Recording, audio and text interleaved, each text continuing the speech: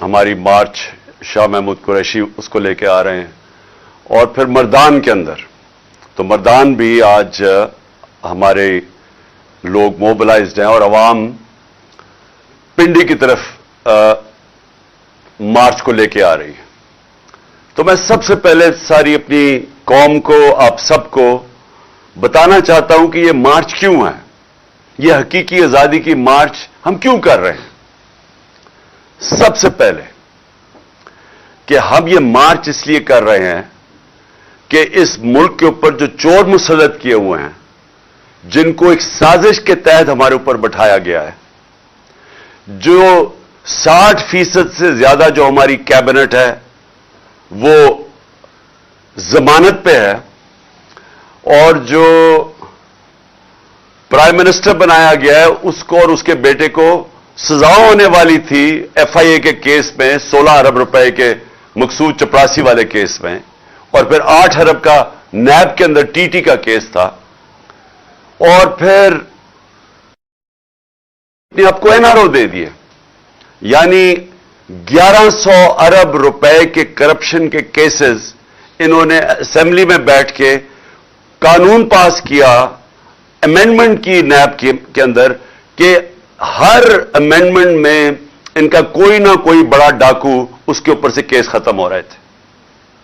तो सबसे पहले तो यह है कि हम इसलिए जा रहे हैं इस्लामाबाद में कि हमारा हक है पुरअमन एहतजाज का एक जमहूरियत के अंदर, कि हम एहतजाज करें कि हम भेड़ बकरियां नहीं हैं, हम इंसान हैं, हम अब अमर बिल मरूफ पे खड़े हैं, जो कि अल्लाह का हुक्म है हमें, कि हम ये जब इस तरह के चोर हमारे मुल्क के ऊपर बैठ गए हैं तो हम इसके खिलाफ मुजाहरा कर रहे हैं, मुजाहरे कर रहे हैं और मार्च कर रहे हैं, और सिर्फ एक ये बताने की सारी अवाम को, अपने कौम को हम ये बता रहे हैं कि हम इस तरह के जुल्म और नाइंसाफी को नहीं तस्लीम करते।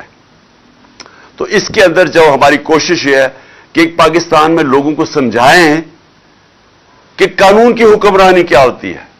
जब चोर इस ऊपर आके बैठ जाते हैं और अपने आप को NRO दे देते हैं, तो इसका मतलब यह कि यहां कानून की हुक्मरानी नहीं है, यह जनरल का कानून है।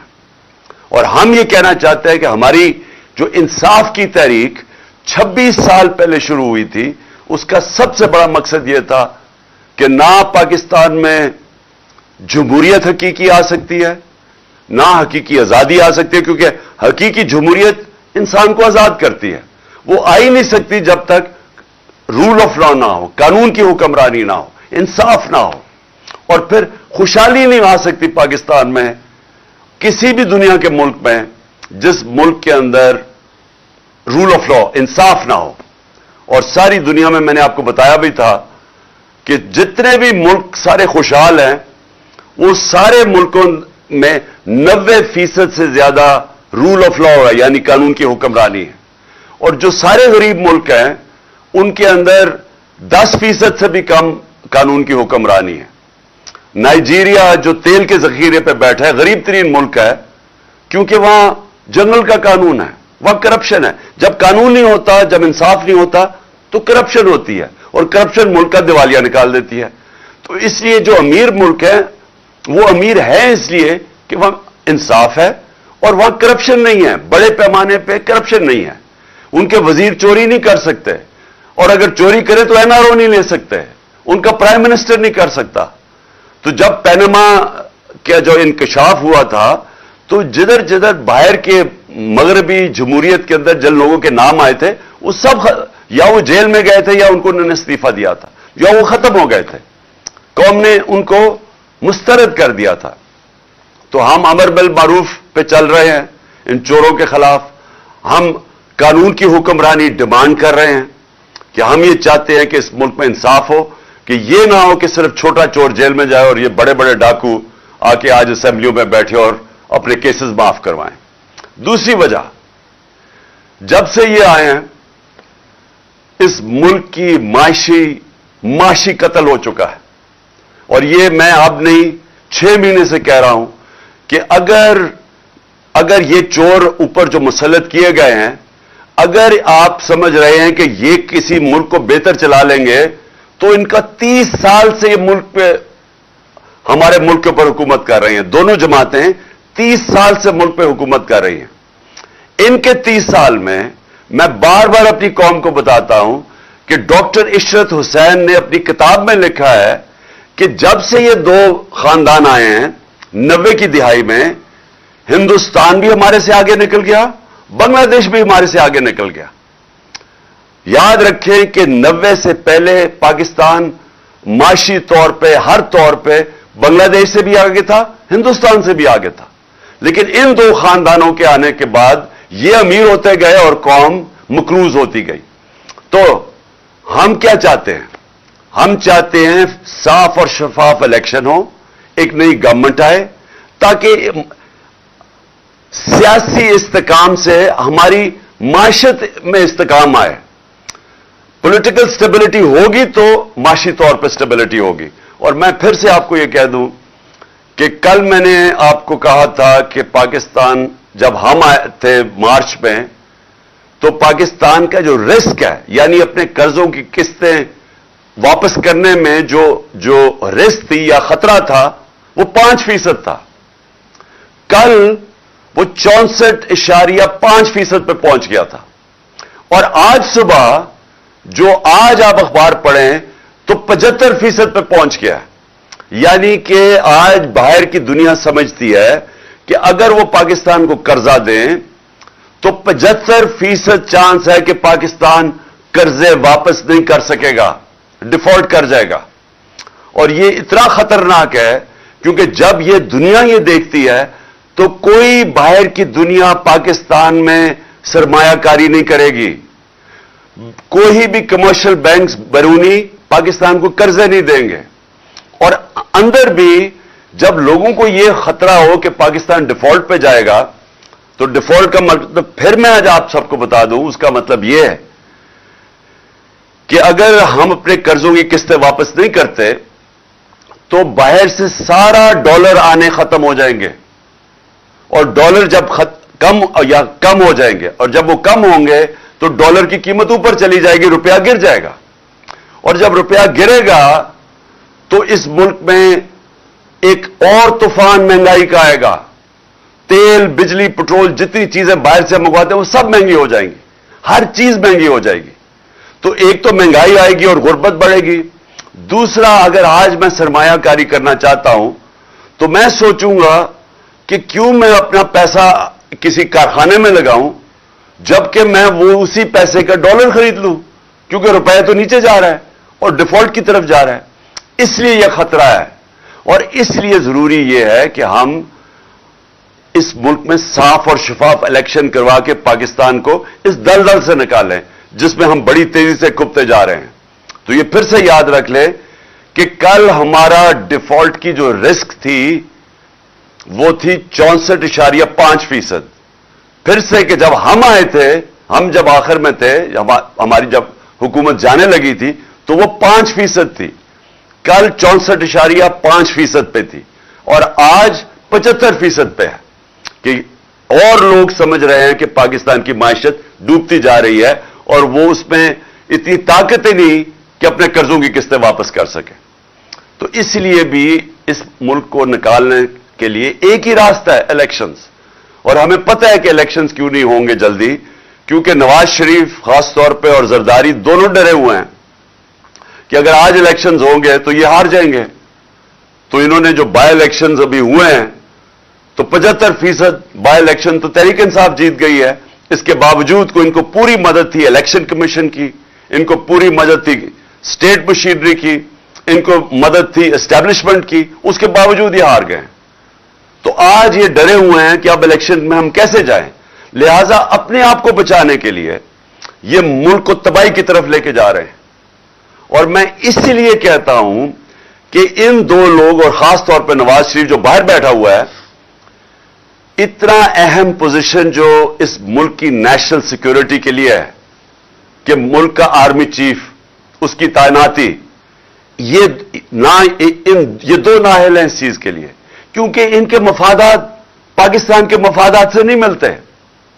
नवाज शरीफ तो बाहर बैठा हुआ है, पैसे बाहर हैं, बच्चों ने बरतानिया पासपोर्ट ले लिया है, इनके बड़े बड़े महलात हैं, ان کی بزنسز باہر ہیں. کتنا ہے کہ کتنی فکر ہوگی اس کو پاکستان کی کہ میں اتنے اہم عہدے میں میرٹ پہ فیصلہ کروں. اس نے میرٹ میں زندگی میں کبھی فیصلے نہیں کیے, اور لہذا ہم یہ سمجھتے ہیں کہ یہ بڑا اہم ٹائم ہے پاکستان میں. اس میں فیصلے میرٹ پہ ہونے چاہیے, اور خاص طور پہ آرمی چیف کے. اور میں یہ اب دیکھ رہا ہوں کہ حکومت نے فیصلہ کیا کوئی آرمی ایکٹ کے اندر تبدیلی لانے کے لیے. میں ان کی تو بات نہیں کر رہا جنہوں نے لگنا ہے, میں تو ان کی بات کر رہا ہوں جو لگانے والے ہیں. میں تو ان کی بات کر رہا ہوں جنہوں نے آج تک صاف نیت سے اس ملک میں کوئی کام کیا ہی نہیں ہے, جنہوں نے آج تک سوائے کہ پیسہ بناؤ کیسے, چوری کیسے کرو, اور پھر اس کو بچاؤ کیسے, NRO کیسے لو, ان کا سارا وہ فوکس ہے. ان کی جتنی بھی اپوائنٹمنٹس ہوتی ہیں وہ اسی نظر سے ہوتی ہیں کہ ان کو ذاتی فائدہ کیسے ہو سکتا ہے. تو اگر یہ فیصلہ کر رہے ہیں اور آرمی ایکٹ میں چینج لے کے آ رہے ہیں, مجھے خطرہ یہ ہے کہ یہ اپنے آپ کو اپنے مفادات کے لیے, یا یہ سمجھتے ہیں کہ ہمیں فائدہ اس میں یہ اداروں کو نقصان پہنچا رہے ہیں. انہوں نے پنجاب پولیس تباہ کی, عباس خان آئی جی کی 1993 کے اندر. لاہور ہائی کورٹ میں رپورٹ ہے کہ انہوں نے کیسے پیسے لے کے پولیس والوں کو بھرتی کیا. ان کی رپورٹ ہے کہ انہوں نے کیسے مجرموں کو پولیس میں بھرتی کیا. یہ 93 کی رپورٹ ہے. تو لہذا ہم یہ سمجھتے ہیں کہ جو بھی اپوائنٹمنٹ ہو وہ میرٹ کے اوپر ہو, اور وہ ہو جو کہ ہمارے ادارے کو مضبوط کرے. اور اس کے علاوہ میں ایک اور چیز پہ آج بات کرنا چاہتا ہوں. کیمپین میرے خلاف جب سے میں حکومت سے گیا ہوں, ہر تھوڑی دیر کے بعد کیمپین آ جاتی ہے. کیمپین شروع کیسے ہوتی ہے؟ نون لیگ اور جیو اور جنگ گروپ مل کے یہ کیمپین بناتے ہیں. اس کیمپین کو اٹھا کے پھر یہ الیکشن کمیشن کے پاس لے کے جاتے ہیں. الیکشن کمیشن میں بیٹھا ہوا آدمی جو چیف الیکشن کمیشن, وہ ان کا خاص آدمی ہے. وہ ان کے ساتھ مل کے پھر ہمارے اوپر فورن فنڈنگ کیس مثلاً وہ لے آتا ہے, اور ہمیں میڈیا کے اندر برا بھلا کہا جاتا ہے کہ جی تباہ کر دیا انہوں نے, پکڑے گئے, اب پارٹی کو اب بین کر دیا جائے گا فورن فنڈنگ کیس کے اندر. اور ہم بار بار اپنی ساری صفائیاں پیش کرتے ہیں. ہم اپنی سارے جو فورن فنڈنگ کے اندر جو انہوں نے نام لیا تھا اس کے اوپر جن لوگوں نے ہمیں پیسے دیے ان کے نام دیتے ہیں. 40,000 کے جو ہمارے ڈونرز ہیں ان کے نام دیتے ہیں, اور یہ ہے 10 سال پرانی چیزیں. ہم سارا ریکارڈ دیتے ہیں. اس کے باوجود وہ کوئی نہ کوئی چیز اٹھاتے ہیں, FIA کو ہمارے اوپر چھوڑ دیتے ہیں, کسی طرح ثابت کرنے کی کوشش کرتے ہیں کہ انہوں نے کوئی غلط کام کیا. تھوڑی پہلے پروپیگنڈا کرتے ہیں, پھر کہتے ہیں کہ جی پھر پتہ چل رہی ہے یہ فورن فنڈنگ تو تھی نہیں, اب جی پروہیبٹو فنڈنگ آ گئی ہے, اور اس کے بعد وہ کیس اپنے پاس رکھ لیتے ہیں. تو پہلے تو وہ چلتا رہتا ہے, اور پھر یہ توشہ خانہ سامنے آ جاتا ہے, وہی الیکشن کمشنر اس کو اٹھا دیتا ہے.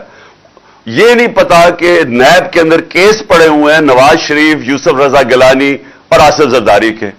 4 گاڑیاں انہوں نے نکالی, 4 بڑی بڑی مہنگی گاڑیاں توشہ خانہ سے نکالی. وہ نیب میں کیس ہے, اور کب ہے؟ 10 سال پرانا کیس ہے, اور وہ کیس پڑا ہوا ہے. ان کو کوئی نہیں پوچھتا.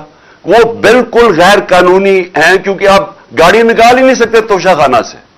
مجھے بھی ایک گاڑی ملی تھی, آپ نکال ہی نہیں سکتے.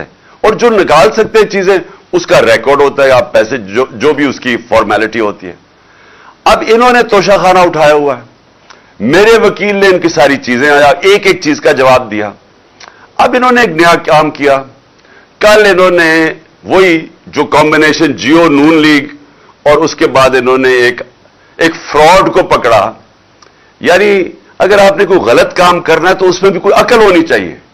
لیکن یہ اتنے بیوقوف ہیں, کیونکہ مجھے جرائم پیشہ لوگ ہیں یہ. انہوں نے بیٹھ کے جس آدمی کو لے کے آئے, وہ سوشل میڈیا نے سارا بتا دیا کہ وہ ایک بھاگا ہوا ہے ناروے سے, اس کے اوپر کتنے کیسز ہیں, اس نے پاکستان کی FIA نے اس کے اوپر کیسز تھے, یہاں مانگنے کی کوشش کی. یعنی اس کی پوری تاریخ ہے. اس فراڈ کو انہوں نے کہا کہ جناب پورا ایک پروگرام کیا کہ اس نے کہا جی عمران خان کی گھڑی اور اتنی مہنگی بک گئی. اور میں ان کی عقل پہ حیران ہوں کہ وہ سارا کیس، وہ جو رسید ہے وہ تو پڑی ہوئی ہے توشہ خانہ کے اندر، یعنی کتنے کی گھڑی بکی ہے، وہ سب کچھ ہے، ریکارڈ اویلیبل ہے، اور انہوں نے پورا پروپیگنڈا کیمپین کی. تو میں نے فیصلہ کیا ہے کہ میں پہلے میں نے تو اس کے اوپر بھی کرنی تھی، فورن فنڈنگ کے اوپر بھی. اس الیکشن کمیشن نے میرے پر ڈالا کہ عمران خان کو پتا ہوتے ہوئے کہ یہ غلط فنڈنگ ہے، اس کے باوجود اس نے اس کی اجازت دی. میں تو اس کے اوپر بھی، اس کے اوپر الیکشن کمیشن کے اوپر میں نے ہرجانہ کرنا تھا. لیکن میں آج افسوس سے یہ کہنا مجھے پڑتا ہے کہ ہمارا جو انصاف کا نظام ہے اس میں مجھے امید نہیں ہے کہ مجھے کوئی ملے گا، انصاف ملے گا. لہذا اس باری میں نے کیا کیا، میں یہ جیو گروپ کے خلاف لندن میں اب کیس کر رہا ہوں. میں نے وکیل سے بھی بات کر دی ہے. میں اس کے اوپر لندن میں کیس کروں گا، اور وہ اس لیے کروں گا کہ میں وہاں لندن میں ہماری رجسٹرڈ چیریٹیز ہے جس کا میں سربراہ ہوں، نمل یونیورسٹی اور شوکت خانم کی، اور کیونکہ انہوں نے یہ وہاں بھی چلتا ہے تو ادھر میں اب ان کے اوپر کیس کروں گا کہ یہ جو میرے اوپر انہوں نے جو میری کردار کشی کی ہے، اب یہ وہاں جواب دے گے، کیونکہ ہم پیسے اکٹھے کرتے ہیں شوکت خانم کے لیے اور نمل کے لیے. تو لہٰذا میں لندن میں بھی کیس کروں گا. یہ جو شخص ہے، یہ جو فراڈ ہے، اس کے اوپر میں دبئی میں بھی کیس کروں گا، اور ان کے اوپر یہ جیو کے اوپر دبئی میں بھی کیس کروں گا، اور پاکستان میں بھی کیس کروں گا. اور میں نے فیصلہ کیا ہے کہ اب ہم ان کو اس لیے عدالت میں لے کے جائیں گے کہ ہم ثابت کریں گے کہ ان کا جو طور طریقہ ہے، یہ جو جیو گروپ ہے، یہ اس ملک کے اندر پروپیگنڈا کرتا ہے. یہ جو جیو گروپ ہے، اس کا مقصد اس ملک کے اندر آزادی صحافت نہیں ہے. یہ اس کو اپنے میڈیا گروپ کو استعمال کرتا ہے، یہ ایجنڈاز کے لیے استعمال کرتا ہے. یہ جو انہوں نے آدمی کو پکڑا اور جو دبئی میں یہ جو سارا دبئی سے اور یہ جو پروگرام کیا ہے، اگر یہ دیانتداری سے صحافت کرتے تو ان کو پتا تھا کہ یہ فراڈ آدمی ہے. کبھی ایک آدمی، جس آدمی کی کریڈیبلٹی کوئی نہیں ہے، اس سے تم 10 دفعہ سوچتے ہو کہ اس سے ہی آپ اس کے نام پہ یہ پروگرام کر رہے ہو. تو اگر آپ ایمانداری سے صحافت کرتے، آپ کبھی ایسے گواہ کو نہیں لیتے. لیکن انہوں نے اس کو پوری طرح اس پروگرام کو ایسے بنایا اس گواہ کو کہ جیسے واقعی یہ سچ ہے. تو اس لیے اب مجھے کم از کم برطانیہ کی عدالت کو تو مجھے پتا ہے، کیونکہ میں نے وہاں ایک کیس لڑا ہوا ہے، اور مجھے اتنا بھی پتا ہے کہ 2 ہمارے لوگوں کے اوپر جب انگلیاں اٹھائی گئی، اور اس میں سے ایک ہمارا جو وزیر تھا، اس نے لندن میں جا کے انصاف لیا. تو میں بھی انشاءاللہ ادھر اب ان کے اوپر کیسز کروں گا تینوں جگہ کے اوپر. اور میرا جو آخر میں جو میری پھر سے اپنے سپریم کورٹ کے چیف جسٹس صاحب سے بڑی ریسپیکٹفلی، آنریبل چیف جسٹس سے پھر میں اپیل کرتا ہوں کہ 5ویں دن ہو گیا ہمارے سینیٹرز اور ہمارے پارلیمنٹیرینز کوشش کر رہے ہیں کہ کیس ہمیں انصاف ملے. اور انصاف کسے ملے کہ اگر پاکستان کا جو نمبر 1 انویسٹیگیٹو جرنلسٹ ارشد شریف، اس کے لیے ہمیں انصاف چاہیے. کیونکہ جو بھی ہوا پتہ چلانا چاہیے کہ کس نے دھمکیاں دی اور اس کو باہر بھجوایا، کیوں اس کی جان خطرے میں تھی، یہ کون سا اتنا بڑا ملک سے غداری کر رہا تھا کہ اس کی جان خطرے میں اور اس کو ملک سے باہر جانا پڑے. اور پھر کس نے پھر اس کوشش کی دبئی سے ان کو واپس لانے کی، تو اس کو کینیا جانا پڑا. یہ میں چاہتا ہوں کہ ہمارے سپریم کورٹ اس کے اوپر پوری طرح تحقیقات کرے، کیونکہ یہ صرف یہ نہیں کہ ایک پاکستان کا نمبر 1 جرنلسٹ اس کی شہادت ہوئی ہے، یہ سارے باقی صحافیوں کے لیے بھی اگر سپریم کورٹ ان کے ساتھ کھڑا ہوگا تو تبھی وہ صحافی جو دیانتداری سے کام کرتے ہیں، جو ان کے ضمیر کی کوئی قیمت نہیں ہوتی، وہ تبھی اس ملک کے اندر صحیح معنی میں اپنے آزادی صحافت ہوگی اور اپنے حق اور سچ کے لیے کھڑے ہوں گے. تو اس لیے میں سب سے پہلے تو یہ، اور پھر سے میں اعظم سواتی کا کہتا ہوں کہ یہ پاکستان کا سینیٹر ہے. ایک ملک کا سینیٹر سے اگر یہ ہوتا ہے جو اعظم سواتی سے ہوا ہے، اور یہی نہیں کہ جو اس کے اوپر تشدد کیا گیا اور اور ایک ٹویٹ کے اوپر. اور میں یہ دیکھ رہا تھا کہ اسلام آباد ہائی کورٹ میں ایک جج صاحب نے یہ کہا ہے کہ ٹویٹ کے اوپر آپ کسی کو بھی یہ نہیں کہہ سکتے کہ ملک میں کوئی بغاوت کرنے جا رہا ہے. یعنی اس نے بڑا اچھا میں داد دیتا ہوں کہ بڑا اچھا بیان دیا ہے. تو اس سے جو ہوا ہے ایک ملک کے سینیٹر سے, اور جس طرح پھر وہ جو ان کی وائف کے ساتھ جو ان کو ویڈیو بھیجی گئی ہے, یعنی اس طرح کی چیز اگر ہماری سب سے بڑا جو آخری جو لاسٹ ریزورٹ والا انصاف لینے والی جگہ سپریم کورٹ, اگر ہمارے چیف جسٹس صاحب سپریم کورٹ اس طرح کے اعظم سواتی جیسے آدمی کو, ایک سینیٹر کو, ایک نمبر 1 جرنلسٹ کو, اور پھر تیسرا ملک کا ایکس پرائم منسٹر, سب سے بڑی پارٹی کا جو سربراہ ہے, اگر ہمیں انصاف نہیں ملے گا تو اس کا مطلب تو اس ملک میں کسی کو تو اور کوئی چانس ہی نہیں ہے انصاف ملنے کی. عام آدمی تو کوئی سوچ بھی نہیں پھر سکتا کہ طاقتور کے سامنے جب وہ کھڑا ہوگا تو اسے انصاف ملے گا. تو یہ ایک ملک کے ڈیفائننگ مومنٹس ہیں, فیصلہ کن وقت ہے ہمارے ملک کا. اور اس لیے ہم ریکویسٹ کرتے ہیں کہ اس ملک کو حقیقی طور پہ آزاد کریں, انصاف دے کے. انصاف دیں گے ہی تو قوم آزاد ہوگی. جب میرے پاس حقوق ہوں گے تو وہ مجھے آزاد کرے گا. یہاں کے جو پاکستانی باہر جاتے ہیں کام کرنے کے لیے, اور میں نے اپنی آنکھوں سے دیکھا ہے, برطانیہ کے اندر 50 سال پہلے میں نے دیکھا مزدور پاکستان سے گئے کام کرنے کے لیے, لیکن کیونکہ وہاں انصاف کا نظام ہے, حقوق ان کو تحفظ دیتا ہے, کیونکہ وہاں لوگ آزاد ہیں. ہمارے پاکستانی وہاں زیادہ آزاد ہیں, نچلے طبقے کے لوگ وہاں زیادہ آزاد ہیں کیونکہ پروٹیکشن ہے. دیکھتے دیکھتے کہاں سے کہاں پہنچ جاتے ہیں, وہ خوشحال ہو جاتے ہیں, وہ ان کے بچے کوئی ڈاکٹر بن جاتا ہے, کوئی کچھ بن جاتا ہے, کیونکہ جو معاشرہ ہے وہ موقع دیتا ہے لوگوں کو اوپر آنے کے لیے, کیونکہ وہ انصاف دیتا ہے, وہ لوگوں کے حقوق کی حفاظت کرتا ہے. تو پاکستان میں بھی وہ وقت ہے کہ ہم اس ملک کو اب ایک آگے لے کے جائیں. یعنی یہ جو مشکل آج کل دور ہے اور یہ جو چور اوپر مسلط ہے, اس میں سے جو اس اندھیری رات میں سے یہ جو روشنی اب یہ ہے کہ شاید ہمارا انصاف کا نظام کام کرنا شروع کر دے, شاید ہمارا انصاف کا نظام کمزوروں کو تحفظ دے دے جب وہ طاقتور کے سامنے کھڑے ہوتے ہیں.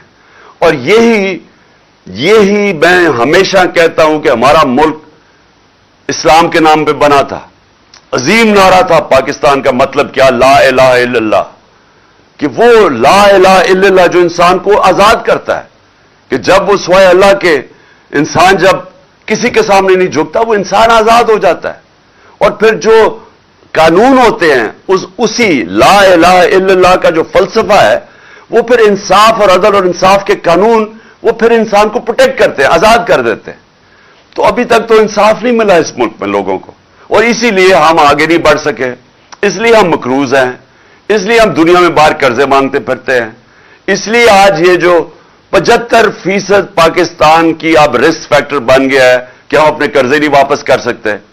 تو یہ وجہ یہ نہیں ہے کہ ملک میں وسائل کی کمی ہے, وجہ نہیں ہے کہ ہمارے لوگ ٹیلنٹڈ نہیں ہیں, یہ باہر جا کے بڑے بڑے کام کرتے ہیں. وجہ یہ ہے کہ پاکستان کے اندر حقیقی آزادی نہیں ہے, کیونکہ عدل اور انصاف نہیں ہے. تو اس لیے چیف جسٹس صاحب ساری قوم آپ کی طرف دیکھ رہی ہے, اور میں اور قوم کو آج کہتا ہوں کہ انشاءاللہ آپ سب نے تیاری کرنی ہے پنڈی کی, اور میں 1 یا 2 دنوں کے اندر آپ کو بتا دوں گا کہ وہ کون سا دن ہے جب ہم سب پہنچیں گے پنڈی, اور انشاءاللہ پھر وہاں جا کے اگلا اپنا پلان ہم کریں گے. لیکن جو بھی ہمارا پلان ہوگا وہ پرامن ہوگا, وہ آئین کے بیچ میں ہوگا, ہم کسی قسم کی قانون کی خلاف ورزی نہیں کریں گے, ہم ساری وہ چیزیں کریں گے جو کہ ہمارا آئین ہمیں اجازت دیتا ہے. پاکستان